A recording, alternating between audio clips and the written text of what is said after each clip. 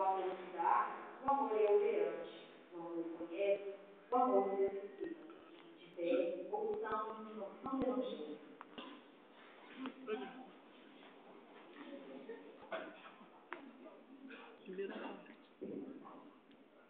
O Senhor esteja convosco.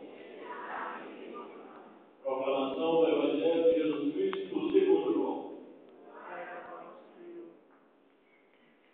Naquele tempo disse Jesus a seus discípulos: Este é o meu mandamento, amai-vos uns aos outros como eu vos amei.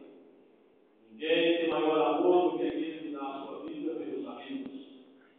Vós sois meus amigos, se fizerem o que vos mando.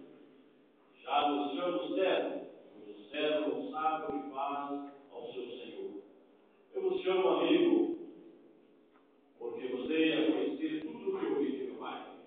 Não foste vós que me escolhestes, mas fui eu que vos escolhi e vos designei para eles, e para que produzais frutos, e vosso fruto permaneça.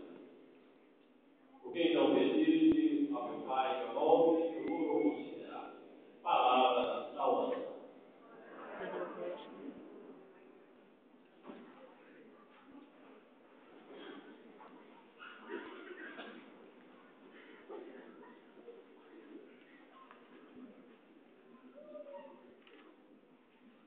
Em primeiro lugar, eu queria agradecer a Deus por esse ato precioso que está sendo realizado.